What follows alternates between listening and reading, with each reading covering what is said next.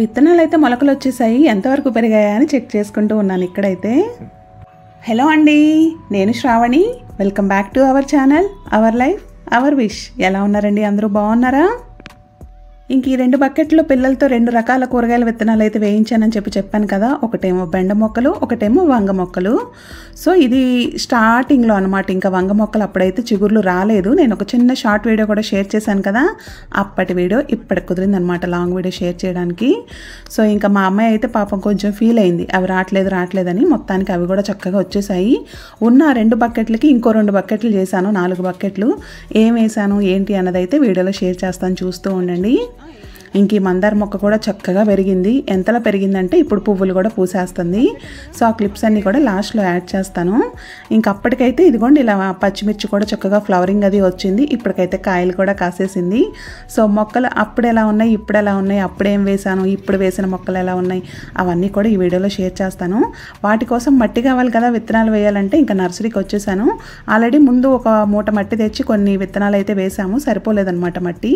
అందుకని మళ్ళీ మా ఇంటికి నియర్ బై ఉండే నర్సరీకి వచ్చాను. మూట కాస్ట్ ఎక్కడైనా అయితే 100 రూపాయలేనంటండి. ఇంకా అందులో బేరమే వాడతాంలే అని చెప్పి నేనైతే ఆయన చెప్పిన కాస్ట్కి ఇచ్చేయమన్నాను. పక్కన ఇక్కడ ఒక పర్పుల్ శారీ ఉన్నారు కదా, ఆమె అయితే ఏంటమ్మా అడిగిన రేటుకి తీసేసుకుంటావు, బేరం అడగాలి కదా అని చెప్పి అంటూ ఉన్నారు. ఏమోలేండి మట్టిలో ఏం బేరం ఆడతామంటే, లేదు 70 రూపాయలు కడుగు, 70 కడుగు అని చెప్పి అంటూ ఉన్నారు. సర్లే పాపం పెద్దామ చెప్పారు కదా అని ఇవ్వండి అండి 70 రూపాయలకి, ఇంత చిన్న మూట కదా అంటే, లేదమ్మా ఇందులో మాకేం మిగలదు, మీరు అన్నారని ఇంక ఎరువు కూడా ఎక్కువ వేసానని చెప్పి అన్నారు. అలా అన్నప్పుడు ఇంకేమంటాను చెప్పండి, కామ్గా 100 రూపాయలు ఇచ్చి మూట అయితే బండి మీద పెట్టించుకొని వచ్చేసాను. ఇదిగోండి చిన్న మూట మట్టి 100 రూపాయలు అనమాట. ఇంకా పిల్లలు ఏవో కొంచెం పేస్ట్రీస్ అవి కావాలన్నారు. సరే అని చెప్పి బేకరీకి వచ్చాను. తనకే ఇంకా కార్డు ఇచ్చేసి నీకేం కావాలో తెచ్చుకో అని చెప్పాను. ఇచ్చినప్పుడు ఖచ్చితంగా లిమిట్ కూడా అడుగుతాను, అంటే ఏం కొనుక్కుంటున్నారు ఏంటి అని. అంతే తప్ప కార్డు ఇచ్చేసాను మీ ఇష్టం వచ్చినంత కొనుక్కోండి అని అర్థం కాదు. వాళ్ళకి ఆ ట్రాన్సాక్షన్స్ అవి అలవాటు అవ్వాలి అని చెప్పి అలా ఇచ్చి చేయించుతూ ఉంటాం. కానీ బట్ వాళ్ళు ఏం కొనుక్కోవాలనుకుంటున్నారు, ఎంత ఖర్చు పెడదాం అనుకుంటున్నారని ముందే కనుక్కుంటాం. అది మరీ ఎక్కువైతే అంత వద్దమ్మా ఇంతలో తీసుకోండి అని కూడా చెప్తాము. పిల్లలకి డబ్బు వాల్యూ తెలియాలంటే వాళ్ళతో ఖర్చు పెట్టించడం చేయించాలండి. ఎందుకంటే ఎంత డబ్బులు ఇస్తే మనకి ఏ వస్తువు వస్తుందన్నది తెలుస్తుంది కాబట్టి కొంచెం జాగ్రత్త వస్తుందని నా అభిప్రాయం. సో అందుకని చెప్పి వాళ్ళు కొంచెం మనీ మేనేజ్ చేయగల ఏజ్కి వచ్చారు కాబట్టి వాళ్ళతోనే ఈ ఆన్లైన్ ట్రాన్సాక్షన్స్ అవి కూడా చేయించుతూ ఉంటాను, నేను పక్కన చూసుకుంటూ. అయితే ఇందాక పుస్తకం చూశారు కదా, ప్రేమకి ప్రాణం ఉంటే నన్ను చెప్పుతో కొట్టిద్ది అని చెప్పి అప్పుడు ఒక బుక్ తీసుకున్నానని అది కూడా షేర్ చేశాను కదా. ఆ బుక్ అయితే చదివేశాను, బాగానే ఉంది. కొంచెం డిఫరెంట్గా స్టార్ట్ అయింది, డిఫరెంట్గా ఎండ్ అవుతుంది అనుకున్నాను, అలాగే అయిందిలే. కానీ ఓకే, నేను మరీ ఎక్కువ ఎక్స్పెక్టేషన్స్ పెట్టేసుకున్నట్టున్నాను ఆ బుక్ గురించి, బట్ బాగానే అనిపించింది. ఇంక ఇది కూడానండి మీషోలో తెప్పించాను. ఇది కూడా అంతకుముందు షేర్ చేసినట్టున్నాను. ఇదైతే బుజ్జిగా ఎంత బాగుందో. ఇవన్నీ బెడ్రూమ్లో సైడ్ టేబుల్ మీద కోసం తీసుకున్నాను అనమాట. చాలా బడ్జెట్ ఫ్రెండ్లీ కాస్ట్లో వచ్చింది, అలాగే ఎకో ఫ్రెండ్లీ ఐటమ్ కూడా. సో అది అప్పుడు అలా క్యాప్చర్ చేశాను. అవన్నీ ఇప్పుడు ఇలా మళ్ళీ లాంగ్ వీడియోలో షేర్ చేస్తున్నాను. ఇది కూడా మా అమ్మాయి చేసిన క్రాఫ్ట్ అని చెప్పి షేర్ చేశాను కదా. ఇది షేర్ చేసినప్పుడు కూడా ఇన్స్టాలో అయితే చాలా మంచి రీచ్ వచ్చింది. అందరూ అయితే చక్కగా వాటికి గ్రీన్ లీవ్స్ అవి కూడా యాడ్ చేసి ఉంటే ఇంకా బాగుండేదని చెప్పి అన్నారు. మా అమ్మాయితో అన్నాను, అయితే కొన్ని ఇలా ఉంటేనే బాగుంటాయి అమ్మ అని చెప్పి అంది. ఇంకా అందుకని చెప్పి తన ఇష్టంతో చేసింది కదా, అందుకని చెప్పి నేనేం ఫోర్స్ చేయలేదు, తనకు నచ్చినట్టుగా చేసింది. అయితే దానికి మెరుగులు దిద్దొచ్చు మళ్ళీ యాడ్ చేసి, బట్ ఇంకా తనకైతే ఇష్టం లేదనమాట. సో అందుకని చెప్పి అలాగే ఉంచేస్తాం ఆ పీస్ని. ఆ డెకార్ పీస్ అన్నది మనం ఎక్కడ పెడుతున్నాం అన్నదాన్ని కూడా దాని బ్యూటీని ఇంకా ఎలివేట్ చేస్తుంది. నేనైతే ఫస్ట్ వేరే ఎక్కడో పెట్టేశాను కార్నర్లో, అసలు అది హైలైట్ అవ్వక చాలా డల్ అనిపించింది అనమాట. అది బ్యాక్గ్రౌండ్ కానీ మనం పెట్టే ప్లేస్ కానీ ఆ డెకార్ యొక్క అందాన్ని మరింత పెంచిద్ది లేదా తగ్గించిద్ది అని నాకు అర్థమైంది. సో అటు తిప్పి ఇటు తిప్పి మొత్తానికి మళ్ళీ వేరే ప్లేస్లో అయితే పెట్టానులేండి. ఎందుకంటే దాని ఆ వైబ్రెంట్ లుక్ అన్నది తెలియాలంటే బ్యాక్గ్రౌండ్ కొంచెం ప్లెయిన్ ఉండాలి, వైట్ ఆర్ బ్లాక్ ఉండాలి, అప్పుడే అది చక్కగా వైబ్రెంట్ లుక్ అయితే తెలుస్తుంది. మనం గజిబిజిగా ఉన్న ప్లేసుల్లో అక్కడ పెట్టేస్తే దాని లుక్ అయితే అసలు తెలియట్లేదు. అందుకని చెప్పి అటు ఇటు మార్చి ఒక దగ్గర సెట్ చేశాను. సో సాయంత్రం స్నాక్స్ అయితే పిల్లలు ఇంకా పేస్ట్రీ అది తెచ్చుకున్నారు కదా, అది తినేశారు. ఇంట్లో కొంచెం ఇంకా పిండి వంటలు ఉన్నాయిలేండి, ఇంకా మా వారికి అవి పెట్టేయచ్చు అని చెప్పి ప్రత్యేకంగా స్నాక్స్ అంటూ ఏం చేయట్లేదు అనమాట. ఈవినింగ్ పనులు స్నాక్స్ లేకపోయినా చాలా ఉంటాయి కదా. బట్టలు చూసారా, కుప్ప అయితే ఉంది, ఆ కుప్పనైతే ఫోల్డ్ చేయాలి. ఇంక ఇది అమెజాన్లో అప్పుడు ఏం తెప్పించాను, టప్ క్లీన్ పౌడర్ అనమాట. అది ఆల్రెడీ మీకు అది కూడా షేర్ చేశాను. దానికన్నా ముందు వీడియో ఇది. అలా మరుగున పడిపోయింది. ఇప్పుడు వెతుకుతూ ఉంటే కనిపించింది. సరే మీతో కూడా కొన్ని విషయాలు మాట్లాడాలనిపించి ఈ వీడియో అలా షేర్ చేస్తూ నేను చెప్పాలనుకున్న కొన్ని మాటలు కూడా చెప్పేస్తాను. మన వాళ్ళైతే కొన్ని విషయాల గురించి అడిగారు, వీటి గురించి మాట్లాడండి అని చెప్పి అనుకుంటూ ఉన్నాను. అలాగే అయిపోతుంది. చాలా బిజీగా వెళ్ళిపోతున్నాయి అనమాట డేస్ అయితే. ఏదేంటో చేసిన పనులు కనపడట్లేదు కానీ రోజు మాత్రం చాలా బిజీగా వెళ్ళిపోతుంది. ఇంకా కజిన్ వాళ్ళ పాపది పెళ్ళి ఉంది. ఆ పెళ్లి హడావిడ, షాపింగ్, కొంచెం థింగ్స్ అన్నీ అరేంజ్ చేసుకోవడం, కావాల్సిన బట్టలన్నీ రెడీ చేసుకోవటం, ఆల్ట్రేషన్లు, ఐరన్లు, గంజులు, మ్యాచింగ్లు. ఇంకిద్దరు ఆడపిల్లలు ఉన్నారంటే చెప్పక్కర్లేదు కదా. కొంచెం అవన్నీ రెడీ చేసుకుంటూ ఉన్నాను. అలా అని మరీ మాకు హైరానా దాన్ని ఏమంటారు, హడావుడిగా రెడీ అయిపోవాలండి. చాలా సింపుల్గానే ఉంటుంది. బట్ వాటికి కూడా కొన్ని మినిమం థింగ్స్ ఉంటాయి కదా. సో మ్యాచింగ్ పెట్టికోట్స్ అని ఇవన్నీ అవన్నీ రెడీ చేసుకుంటూ ఉన్నాను. సో డేస్ అసలు ఎలా వెళ్ళిపోతున్నాయో తెలియట్లేదు అనమాట. యాక్చువల్గా నేను ఫస్ట్ ఫ్రైడే అంటే ఆగస్టు 1న వరలక్ష్మి వ్రతం చేసుకుందాం అనుకున్నాను. ఫిక్స్ అయిపోయాను. నాకు ఎందుకంటే ప్రాబ్లం కూడా ఉండదు, ముందే అయిపోతుంది. ఆ ఫస్ట్కి క్లియర్ అయిపోద్ది, నేను ఈజీగా చేసుకోవచ్చు అని చక్కగా వరలక్ష్మి వ్రతంలో చీర పెట్టేసుకుని ఇంకా పెళ్ళికి ఆ చీర కట్టుకోవచ్చు అన్న ప్లాన్తో కొనుక్కున్నాను. బట్ నేను ఒకటి డిసైడ్ చేస్తే అమ్మవారు ఇంకొకటి డిసైడ్ చేసినట్టున్నారు. ఫస్ట్ వీక్ అయితే కుదరలేదనమాట పూజ చేయడానికి. సో ఇంకా ఇప్పుడు ఏమైంది, ఫస్ట్ వీక్ ఏమో కుదరట్లేదు, సెకండ్ వీక్ ఏమో అంటే అఫీషియల్గా థర్డ్ వీక్ అనాలి. ఆగస్టు 1ను కుదరలేదు. ఆగస్టు 8th చేసుకోవడానికేమో పెళ్ళికి వెళ్తున్నాం అనమాట వైజాగ్. సో ఇంక అప్పుడు చేసుకోలేను. మళ్ళీ ఆ నెక్స్ట్ అంటే ఆగస్టు 15th చేసుకుందామంటే అప్పుడు కూడా వేరే అకేషన్ వల్ల ఊరు వెళ్ళాల్సిన పని వస్తుంది. సో ఇంకా అప్పుడు కూడా అవ్వదు. ఇంకా లాస్ట్ వీక్ అమ్మవారి దయ ఉంటే లాస్ట్ వీక్ చేసుకుందాం అనుకుంటున్నాను. మొత్తానికి మళ్ళీ అమ్మవారు ఇంకొక చీర కొనిపిస్తున్నారనమాట నాతో. నీకు చీరలు చాలా తక్కువ ఉన్నాయి కదమ్మా, పర్లేదు ఇంకోటి కొనుక్కో అన్నట్టు అయింది. యాక్చువల్గా ఎప్పుడు వరలక్ష్మి వ్రతంకి మా వారు నేను వెళ్ళి షాపింగ్ చేస్తాము. అలా పెట్టిన చీరని మ్యారేజ్ డేకి కట్టుకుంటాను అనమాట. ఈసారి ఏంటంటే కొంచెం అన్నీ ముందొచ్చేసినాయి, ఈవెంట్స్ కానీ అకేషన్స్ కానీ. దానివల్ల సరే ఇంకా మా అమ్మాయికి షాపింగ్ చేస్తా నేను మా అమ్మాయి వెళ్ళి కొనేసాం. మా వారు లేకుండా వరలక్ష్మి వ్రతంకి చీర కొనేసాను. అమ్మవారికి అలా నచ్చినట్లేదు మొత్తానికి. అందుకని చెప్పి ఫస్ట్ వీక్ చేసుకోవడానికి కుదరలేదు. ఇంకా ఆ చీరని అయితే పెళ్ళికి కట్టేసుకుంటాను. సో ఇంకా వరలక్ష్మి వ్రతానికి పెట్టుకుని ఆ చీరని మ్యారేజ్ డేకి కట్టుకుందామని చెప్పి అనుకుంటున్నాను. చూద్దాం అమ్మవారు మరి ఎలా కరుణిస్తారో. మొత్తానికి నేను 8వ తారీఖు కూడా వరలక్ష్మి వ్రతం చేసుకోలేకపోతున్నాను అనమాట. ఆ నెక్స్ట్ వీక్ చేసుకోలేను. ఇంకా లాస్ట్ వీక్ ఎప్పుడు చేసుకున్నా అమ్మవారి కరుణ ఉంటుందిలేండి. ఏదో మన ఆత్రం తప్ప ఇప్పుడు చేసుకోవాలి అప్పుడు చేసుకోవాలని కానీ అట్లా మనకి ఎప్పుడు కుదిరితే అప్పుడు చేసుకోవడమే అంతే. మరి హడావుడిగా మాట్లాడేసానా? మీకు మ్యాటర్ అయితే అర్థమైంది అనుకుంటున్నాను. మీ పనులు ఎంతవరకు వచ్చాయి?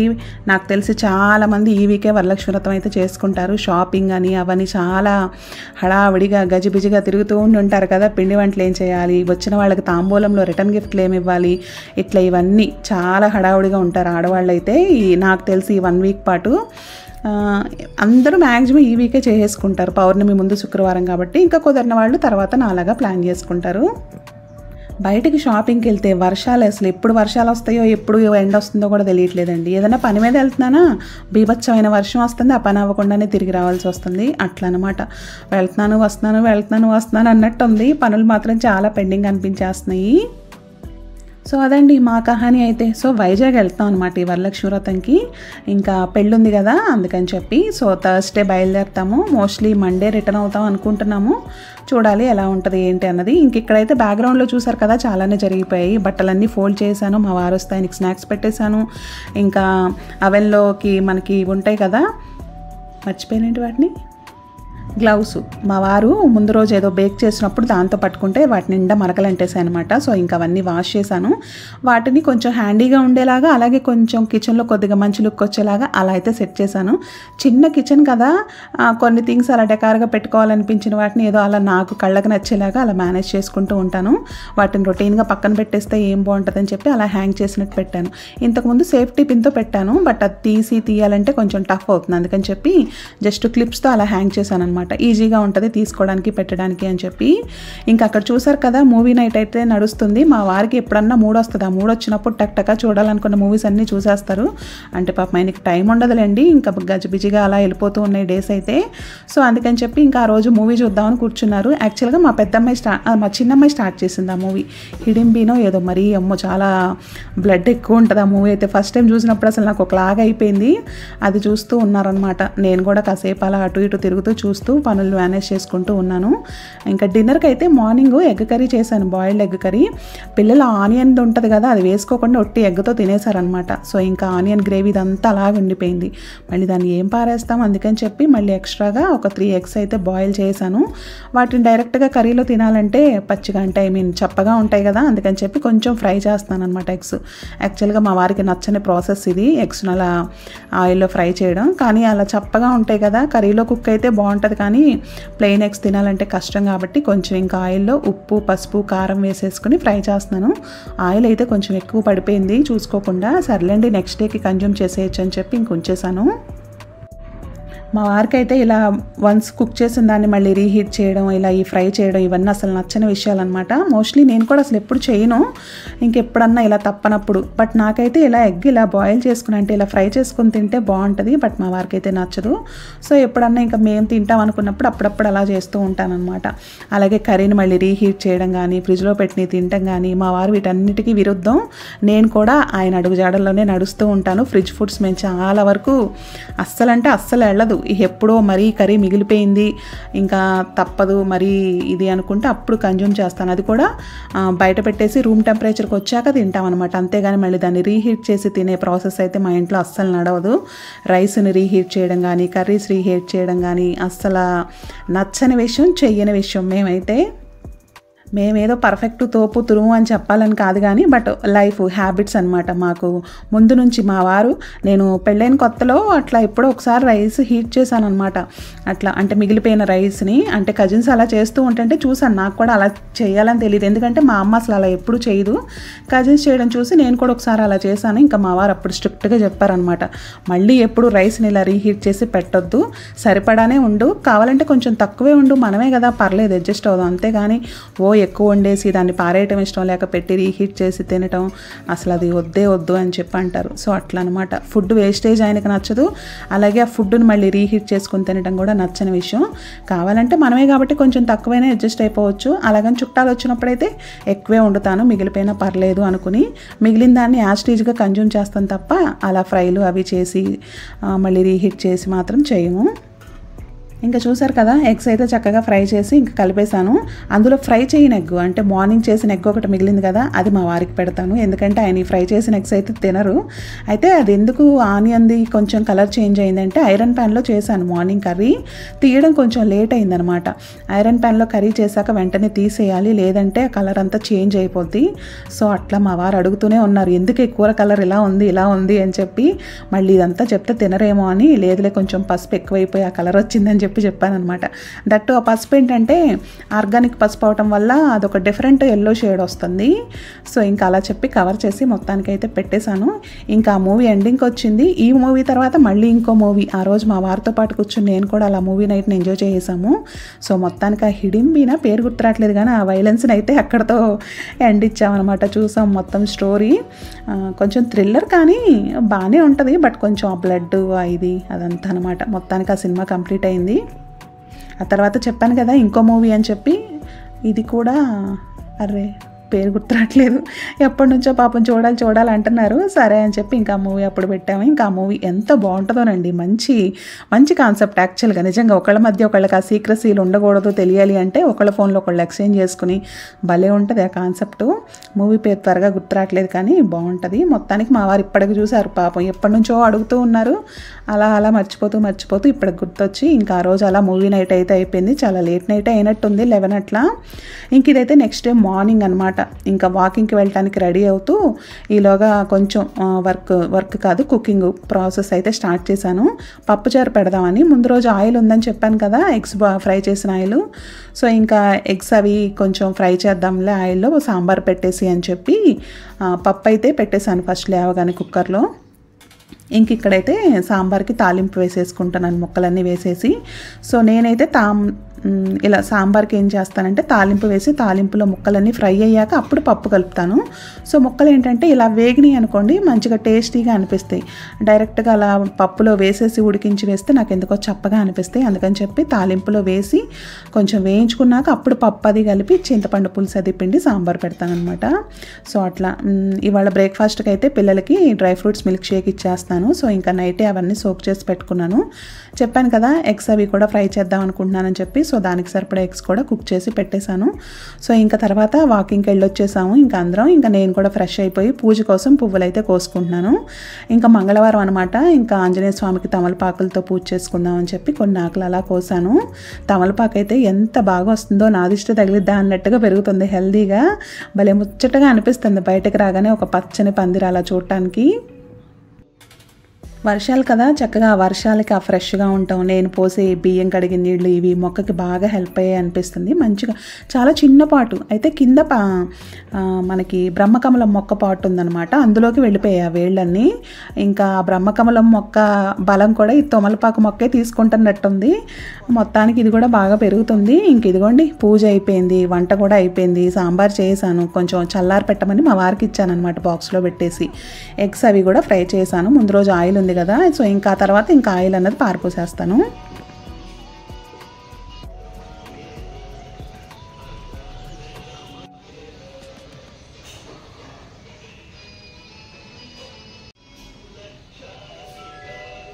ఎందుకంటే ఎగ్స్ ఎక్కువ తీసుకోదు ఆయిల్, మనం వేసినా అది అలా మిగిలిపోద్ది. ఇంకా దాన్ని నైట్ ఒకసారి యూజ్ చేశాను కదా, ఇంకా ఈ సెకండ్ టైం యూజ్ చేసి పారిపోసేస్తాను అనమాట. బ్రహ్మకమలం చూసారా మొగ్గలు, ఫస్ట్ మీతో అప్పుడు షేర్ చేశాను కదా మొగ్గలు వచ్చాయని చెప్పి. ఆ వచ్చిన 3 మొగ్గలు రాలిపోయాయండి. నాకు ఎంత బాధ అనిపించిందో, అయ్యో వచ్చినాయి రాలిపోయినాయి అని.